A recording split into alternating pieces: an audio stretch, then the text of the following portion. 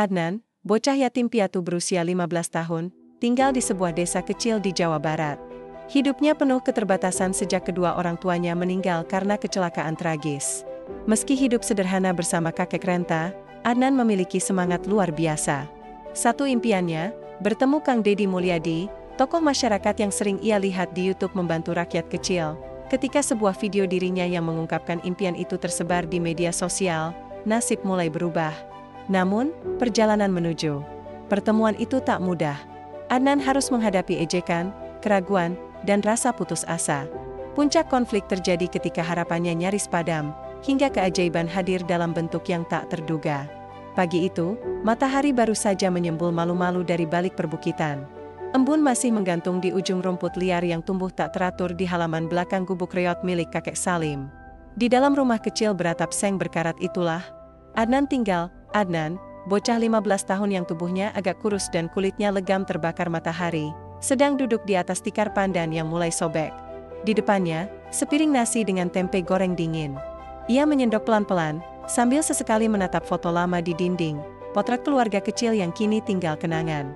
Ayah dan ibunya meninggal 2 tahun lalu dalam kecelakaan motor, meninggalkan Adnan yang masih duduk di bangku SMP bersama sang kakek yang sudah uzur.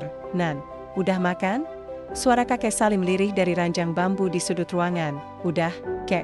Tempenya enak banget," jawab Adnan sambil tersenyum, meski ia tahu tempe itu sudah digoreng sejak kemarin. Setelah beres makan, Adnan bergegas ke warung Bu Nani, bukan untuk jajan, tapi menumpang nonton YouTube lewat HP anaknya Bu Nani yang sedang dikas di meja. Di warung itulah, tiap sore, Adnan duduk berjongkok di sudut sambil menonton video-video Kang Deddy Mulyadi. Ia sangat mengidolakan sosok Kang Deddy, dengan cara beliau bicara lembut, menyapa rakyat kecil, membagikan sembako, bahkan menyentuh kepala anak-anak dengan penuh kasih. "Bu, ini yang kemarin Kang Deddy nangis waktu nemuin nenek-nenek di gubuk.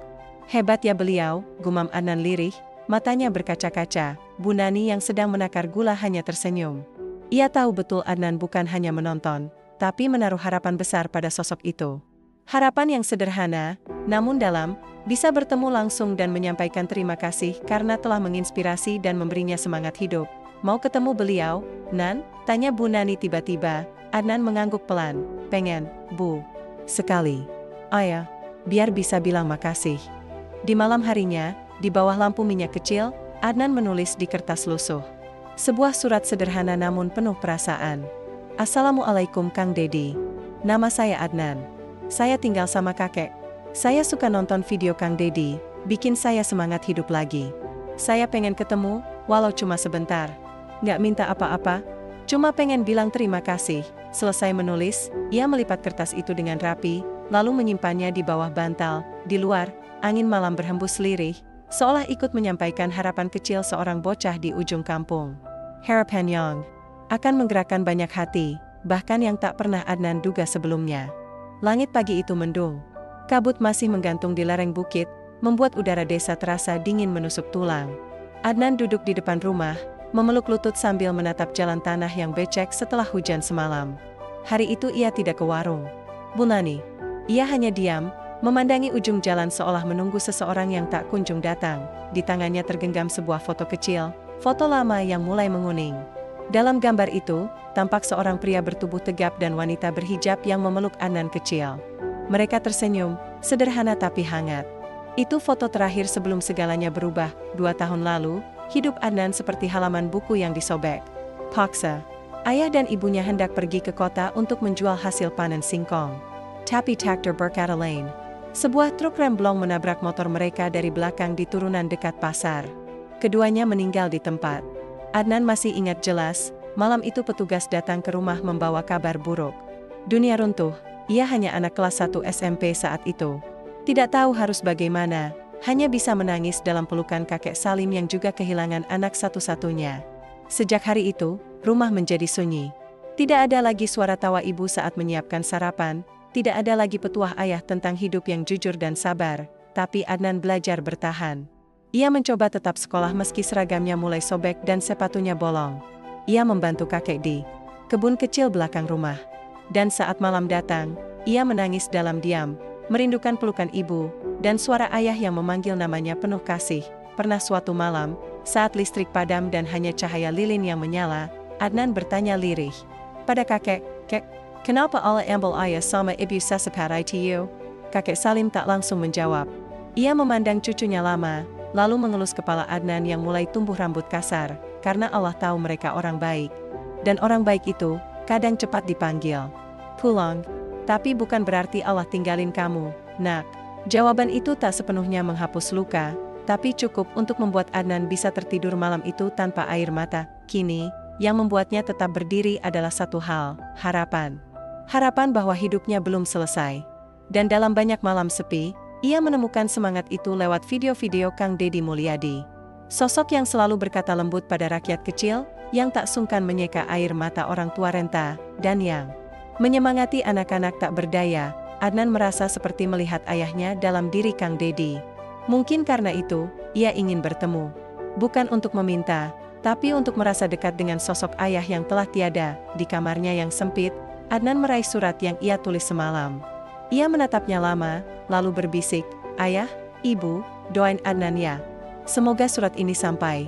Dan, di kejauhan, di balik awan yang mendung, mungkin sepasang jiwa tengah mendengar harapan itu, menyelipkan restu lewat angin yang menyapa pipi Adnan perlahan. Siang itu, matahari bersinar garang, membuat debu-debu jalanan mengepul ketika angin lewat. Adnan sedang duduk di bawah pohon jambu di samping warung Bu Nani, memandangi anak-anak lain yang bermain bola. Ia ingin ikut, tapi sepatu bolong dan rasa minder menahannya. Ia memilih menulis lagi di kertas sobekan buku tulis, mencoba menyusun ulang suratnya kepada Kang Deddy, berharap kata-katanya cukup menyentuh. Tak jauh dari situ, seorang relawan muda bernama Aji yang sedang ikut kegiatan sosial di desa itu memarkir motornya. Ia hendak membeli minum di warung dan secara tak sengaja melihat Adnan sedang menulis sambil sesekali berbicara pelan seolah sedang berdoa. Rasa penasaran mendorong Aji mendekat. "Kamu nulis apa, Dik?" tanyanya ramah. Adnan menoleh gugup, lalu menutup kertasnya cepat-cepat. "Enggak, Kak, cuma nulis-nulis aja." Aji tertawa kecil. "Bolde baka?" Adnan ragu sejenak, tapi kemudian menyerah. Ia menyerahkan kertas itu. Aji membacanya perlahan. Wajahnya berubah. Matanya mulai berkaca-kaca membaca tulisan polos dari bocah ini. "Nama saya Adnan. Saya ingin ketemu Kang Deddy, bukan minta bantuan, tapi mau bilang makasih karena beliau membuat saya tetap semangat hidup." Aji mengangkat pandangan. "Kamu serius mau ketemu Kang Deddy?" Adnan mengangguk. "Saya nggak punya siapa-siapa, Kak. Tapi waktu nonton beliau, saya ngerasa ditemani." Aji, yang memang aktif di media sosial dan punya banyak pengikut, punya ide. Ia bertanya apakah boleh merekam Adnan saat bercerita soal keinginannya itu. Awalnya Adnan malu-malu, tapi akhirnya mengangguk. Dengan kamera ponsel yang sederhana, Aji merekam Adnan di bawah pohon jambu, bercerita dengan mata berkaca-kaca. Tentang kehilangan orang tuanya, tentang hidupnya yang berat, dan tentang harapan kecil bertemu seseorang yang membuatnya tetap kuat. "Aku cuma pengen ketemu Kang Deddy. Bukan minta apa-apa, cuma pengen bilang terima kasih, udah ngajarin aku untuk jangan nyerah hidup." Suara Adnan serak di ujung kalimat. Video itu hanya berdurasi 2 menit. Tapi isinya tulus, jujur, dan menyentuh. Aji mengunggahnya malam itu juga, memberi judul, "Adnan, bocah yatim piatu ingin bertemu Kang Deddy Mulyadi, harapan kecil dari ujung desa." Tak disangka, video itu mulai ramai. Komentar membanjir. "Masya Allah, semoga ketemu ya, NAK. Kang Deddy, mohon lihat ini." Saya nangis lihat video ini, wajah menangis kencang. Namun, tak semua komentar indah. Beberapa akun mencibir, menganggap Adnan cari perhatian. Bahkan ada warga desa yang mengejeknya keesokan harinya. Tapi Adnan hanya diam. Ia tak membalas, hanya terus menatap layar ponsel milik Bu Nani dengan harapan, suatu saat, notifikasi dari akun Kang Deddy akan muncul. Yang tidak ia tahu, video itu kini telah sampai ke tangan orang yang ia harapkan. Keesokan paginya, langit cerah, tapi hati Adnan justru kelabu. "Why, artis YouTube?" Suara tawa menyentak langkah Adnan saat ia hendak ke warung Bu Nani. Beberapa anak sebaya, yang biasanya acuh, kini mengejeknya terang-terangan. Udah viral. "Ya, nanti minta tanda tangan dong." Salah satu dari mereka berteriak sambil menirukan gaya nangis Adnan di video. Tawa mereka pecah, keras dan menyakitkan. Adnan terdiam. Kakinya ingin berlari, tapi entah mengapa tubuhnya kaku. Ia hanya menunduk dan menggenggam suratnya erat-erat di saku celana. "Biarin aja, Nan. suara Bu Nani yang muncul dari dalam warung membuat anak-anak itu buru-buru kabur. Kalau orang iri, biasanya karena mereka nggak ngerti rasanya kehilangan. Adnan duduk di bangku bambu depan warung, wajahnya muram. Apa aku salah, Bu? Cerita kayak gitu? Bu Nani menggeleng. Ia duduk di sebelah Adnan, mengelus punggung bocah itu pelan. Kamu jujur, Nan. Hati yang jujur nggak pernah salah. Meski begitu, rasa malu tetap membekas. Di sekolah pun, beberapa guru memperhatikannya dengan tatapan berbeda, ada yang penuh simpati, ada yang pura-pura tidak peduli. Tapi yang paling membuatnya gelisah, belum ada kabar dari Kang Dedi. Setiap sore, Adnan duduk di warung Bu Nani, menatap layar ponsel berharap ada notifikasi dari akun resmi KDM. Tapi hari demi hari berlalu, dan harapannya mulai luntur. Kenapa? Nggak dibalas ya, Bu? Tanyanya lirih pada suatu sore. Kadang, jawaban itu datang bukan lewat pesan, tapi lewat waktu yang tepat, jawab Bu Nani dengan sabar. Namun malam itu, Adnan mulai merasa kalah. Di kamarnya, ia menatap langit-langit yang retak. Angin berdesir dari celah dinding, membawa suara rintik hujan. Ia menangis diam-diam. Ayah, Ibu, aku udah coba, tapi kayaknya nggak penting buat siapa-siapa. Besoknya, ia tak ke warung, tak ke sekolah. Ia hanya duduk di depan rumah, menatap jalanan tanah yang sepi. Suratnya ia keluarkan lagi dari saku, lalu ia tatap lama, dan di tengah rasa putus asa itu, sebuah keputusan muncul di benaknya. Ia akan berangkat sendiri ke Purwakarta. Bertemu Kang Dedi, atau setidaknya mencoba. Tak peduli sejauh apa, atau harus jalan kaki sekalipun, ia merogoh tabungan kecil di bawah lantai papan, uang receh hasil bantu-bantu kakek di kebun. Tidak banyak, tapi cukup untuk memulai langkah pertama. Sore itu, Adnan menulis catatan singkat untuk kakek. Kek, Adnan mau pergi sebentar. Jangan khawatir. Adnan cuma mau cari harapan. Malam turun perlahan. Angin desa bertiup lembut, seolah mencoba membujuknya untuk tetap tinggal. Tapi hati Adnan telah bulat. Ia memasukkan surat dan selembar baju ke dalam kantong plastik, menggenggamnya. Erat. Dengan sandal japit lusu, ia melangkah pelan keluar rumah, tak ada yang tahu kemana ia pergi. Tapi ia tahu pasti, tujuannya, bertemu Kang Dedi. Dan takdir pun mulai bergerak. Pagi itu, langit gelap meski matahari belum lama terbit. Angin membawa aroma tanah basah, pertanda hujan akan turun. Tapi Adnan tak peduli. Ia terus melangkah, menelusuri jalan setapak desa yang membawanya keluar dari tempat yang ia sebut rumah. Tas plastik kecil tergenggam di tangan, berisi sehelai baju, sebotol air, dan surat untuk Kang Dedi yang sudah lusuh karena sering ia buka dan lipat kembali. Ia tak tahu persis arah ke Purwakarta, hanya mendengar dari tetangga bahwa harus naik angkot ke kota kecamatan, lalu lanjut lagi. Tapi Adnan tak punya cukup uang, jadi ia jalan kaki. Beberapa supir truk yang melintas hanya menatapnya heran. Ada yang membunyikan klakson, ada pula yang sekadar melambai ramah. Tapi tak satu pun berhenti. Baju Adnan sudah basah oleh keringat, sandal jepitnya berlumpur, namun semangat dalam dadanya belum padam. Setelah menempuh hampir 2 jam berjalan, hujan turun deras. Tidak ada tempat berteduh selain pos ronda kosong di pinggir jalan. Di sanalah Adnan meringkuk, menggigil kedinginan. Air menetes dari rambutnya, bajunya melekat pada tubuh kurusnya. Ia merapatkan lutut ke dada, berharap dingin segera pergi. Kenapa aku gini amat? Ya, Tuhan, bisiknya pelan. Aku cuma pengen ketemu beliau, cuma itu. Tangisnya pecah. Bukan karena basah kuyup, bukan karena lelah berjalan, tapi karena rasa kecewa yang mulai menggigit perlahan. Ia merasa sendirian. Tidak ada yang tahu perjalanannya. Tidak ada yang peduli. Di saat tubuhnya mulai lemas, seorang pria tua penjual gorengan lewat dan melihatnya. "Enek, kamu kenapa di sini sendirian?" tanyanya dengan suara khawatir. Adnan mencoba berdiri, tapi kakinya lunglai. "Saya mau ke Purwakarta, Pak, ketemu Kang Dedi." Pria itu bingung, tapi melihat kesungguhan dalam mata Adnan yang nyaris redup, ia menolong.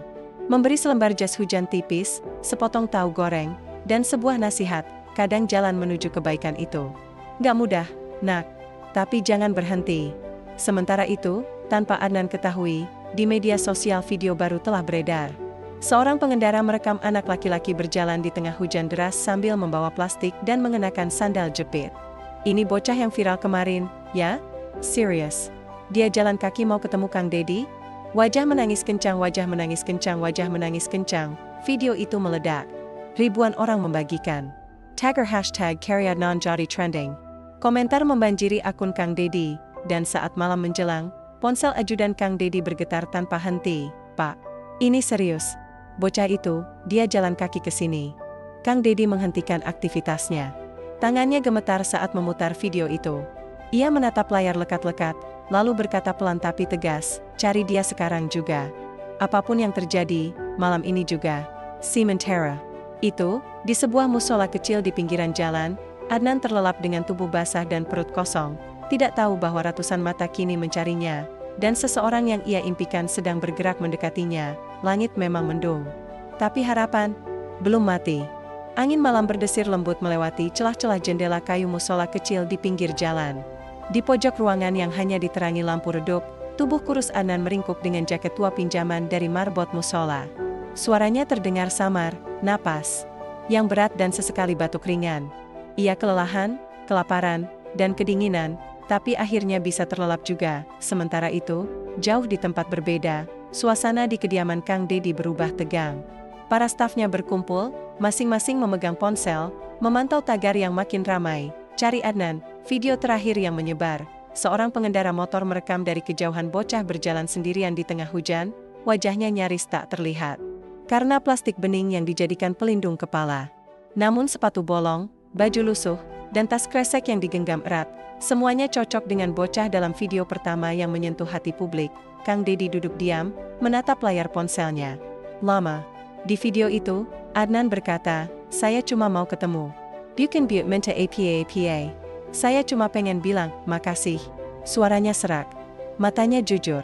Dan itulah yang membuat hati Kang Deddy remuk. Ia menutup ponselnya, bangkit berdiri, dan berkata dengan suara tegas, "Siapkan mobil. Saya sendiri yang cari dia." Malam itu, dalam gerimis yang belum juga reda, konvoi kecil bergerak menyusuri jalur dari arah kota ke desa. Mereka menelusuri laporan-laporan netizen yang mengaku melihat bocah mirip Adnan. Setiap rumah makan, warung, musola, hingga pos ronda diperiksa satu-satu. Di salah satu musola kecil dekat perbatasan kampung dan hutan jati, seorang relawan mengetuk pintu pelan. "Tok-tok, Assalamualaikum. Maaf, Pak, kami sedang mencari anak bernama Adnan. Apa Bapak lihat?" Marbot tua yang tadi memberi Adnan jaket muncul dari balik pintu dan mengangguk. "Anaknya tidur di dalam, Mas. Kasihan, tadi hujan-hujanan katanya mau ke Purwakarta." Semua yang hadir tercekat. Salah satu staf membuka radio HT. "Pak, kami temukan dia. Musola Al-Barokah, pinggir jalan utama Blok 5. Tak lama kemudian, mobil hitam berhenti di depan musola. Dari dalam, sosok yang sangat dikenal rakyat kecil turun, berbaju sederhana, topi khas Sunda, wajahnya menahan haru. Kang Deddy masuk perlahan. Dan di dalam, ia melihat sosok kecil itu, Adnan, tertidur dengan tubuh menggigil dan tangan masih menggenggam surat lusuh di dadanya. "Adnan," suara Kang Deddy pecah. Ia mendekat, berlutut, dan menyentuh kepala bocah itu pelan. Adnan menggeliat. Matanya membuka perlahan. Saat melihat wajah itu di hadapannya, wajah yang biasa ia lihat di layar kecil ponsel, ia sempat tak percaya. Kang Deddy," bisiknya lemah. "Ini saya, Nak," ucap Kang Deddy sambil menahan tangis. "Maaf, Kang Deddy telat datang." Tangis pecah. Bukan hanya dari Adnan, tapi juga dari relawan, staf, bahkan marbot musola. Malam itu, dunia maya dan nyata menyatu dalam pelukan hangat dua manusia yang sebelumnya hanya terhubung lewat layar. Dan malam itu pula, harapan kecil bernama Adnan akhirnya bersuara keras di hati ribuan orang, bahwa kasih sayang, meski sederhana, bisa menjangkau sejauh apapun langkah seorang anak. Pagi menjelang dengan sinar matahari yang hangat menyapu wajah Adnan. Ia terbangun di dalam mobil, dibalut selimut hangat, dan tubuhnya sudah kering. Di sampingnya, duduk seorang lelaki yang sejak dulu hanya ia lihat lewat layar kecil ponsel, Kang Deddy Mulyadi. Adnan terkejut, bingung, dan masih setengah sadar. Tapi ketika Kang Deddy menoleh dan tersenyum, air mata bocah itu kembali mengalir. "Ini bukan mimpi, kan, Kang?" Suara Adnan lirih, nyaris tak terdengar. "Bukan, Adnan. Ini nyata," jawab Kang Deddy lembut sambil menggenggam tangan Adnan erat. "Kamu luar biasa. Kang Deddy bangga banget sama kamu." Tangis Adnan pecah. Ia tidak menyangka perjalanannya, yang penuh luka kaki, dingin, dan rasa malu, berakhir dalam pelukan orang yang begitu ia kagumi. Seisi mobil hening, hanya tersisa isak kecil dan mata-mata yang basah menahan haru. Sesampainya di rumah singgah milik Kang Dedi, Adnan disambut hangat. Ia diberi pakaian bersih, makanan hangat, dan tempat tidur yang nyaman.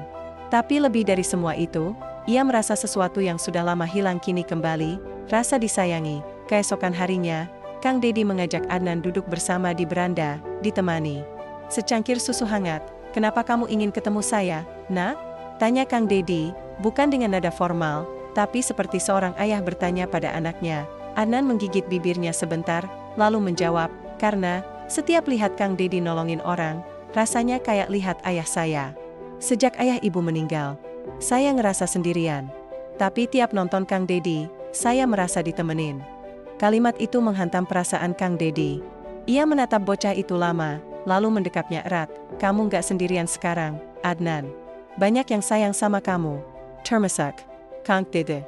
Hari itu, tim dokumentasi Kang Dedi merekam percakapan itu dan mengunggahnya ke kanal KDM Channel. Dalam waktu beberapa jam, video pertemuan itu viral. Jutaan penonton menangis bersama Adnan, terinspirasi oleh keberaniannya, dan tergerak oleh kasih sayang Kang Dedi yang begitu tulus. Tak lama kemudian, pemerintah setempat mengunjungi rumah kakek Salim, membawa kabar baik. Adnan diundang untuk melanjutkan sekolah di kota dengan biaya penuh. Kakeknya pun diberi bantuan pengobatan dan rumah layak huni, namun Adnan tak mau tinggal di kota sendirian. "Saya mau tetap sama kakek, Kang. Kami udah biasa hidup sederhana. Tapi saya janji, saya mau sekolah yang rajin, dan suatu hari nanti, saya juga mau bantu orang kaya Kang Dedi." Kang Dedi tersenyum lebar. "Itu cita-cita yang besar, NAK. Tapi Kang yakin, kamu pasti bisa." Dan saat dua tangan mereka kembali bertemu dalam genggaman hangat, dunia seolah mengerti. Terkadang, yang dibutuhkan anak bukan uang atau barang, tapi seseorang yang mau melihatnya, mendengarnya, dan merangkulnya, seperti yang dilakukan Kang Dedi kepada Adnan. 2 minggu telah berlalu sejak pertemuan haru itu. Adnan kini tinggal bersama kakeknya di rumah yang telah direnovasi oleh tim Kang Dedi. Dinding yang dulu bolong kini kokoh, atap seng diganti genteng baru, dan lantai tanah telah menjadi keramik bersih. Tapi yang paling berubah bukan rumahnya, melainkan Adnan sendiri. Setiap pagi, ia berangkat ke sekolah baru dengan seragam rapi dan semangat membara. Ia duduk paling depan, mencatat dengan tekun, dan selalu tersenyum ramah pada siapa pun. Anak-anak yang dulu mengejeknya kini menyapanya dengan hormat. Bahkan guru-guru sering meminta Adnan berbagi kisah perjuangannya sebagai motivasi, tapi Adnan tak pernah sombong. Ia tetap membantu kakeknya di kebun sepulang sekolah, menyapu halaman, dan ikut kegiatan desa. Dan di malam hari, ia menonton video Kang Dedi, bukan lagi karena ingin bertemu, tapi untuk mengingatkan dirinya agar tetap rendah hati dan berbuat baik. Suatu hari, Kang Dedi mengajak Adnan ikut dalam kegiatan sosial ke pelosok desa. Di sana, mereka bertemu anak-anak yatim lain, orang tua yang kesepian, dan keluarga yang hidup dalam kemiskinan. Adnan memperhatikan, membantu membagikan sembako, dan sesekali mengusap kepala anak-anak kecil yang duduk di pangkuan ibunya, di salah satu momen itu, seorang anak perempuan kecil memeluk Adnan dan berkata lirih, "Abang baik ya, kayak Kang Dedi." Adnan terdiam. Matanya berkaca-kaca. Untuk pertama kalinya, ia sadar, dirinya telah menjadi inspirasi bagi orang lain. Seperti Kang Dedi menjadi inspirasi baginya. Di akhir acara, Kang Dedi berdiri di depan warga dan memberi sambutan, lalu memanggil Adnan ke depan. "Saya ingin kalian tahu," ujar Kang Dedi, "anak ini datang bukan untuk meminta, tapi untuk memberi. Memberi harapan, memberi semangat, dan memberi contoh bahwa ketulusan bisa mengubah nasib." Adnan menunduk malu, lalu memberanikan diri bicara, "Dulu saya pikir saya sendirian. Tapi ternyata, dunia ini masih punya banyak orang baik. Saya janji, saya akan jadi orang yang bisa bikin orang lain merasa tidak sendirian juga." Tepuk tangan bergemuruh. Di antara kerumunan, kakek Salim menatap cucunya dengan bangga, matanya sembab. Ia tahu, cucunya bukan lagi bocah kecil yang meringkuk dalam duka. Kini, Adnan adalah cahaya kecil yang mulai bersinar terang. Malam itu, di bawah langit berbintang, Adnan duduk di beranda rumah. Di tangannya, surat lamanya yang telah ia laminating sendiri. Ia tersenyum, "Terima kasih, Kang Dedi, udah ngasih Adnan harapan." Dan entah dari mana datangnya, angin berembus lembut, seolah membalas ucapannya. Di dalam matanya, tak lagi hanya ada kesedihan, tapi juga semangat, cinta, dan janji, bahwa selama masih ada kasih sayang, dunia akan selalu punya harapan.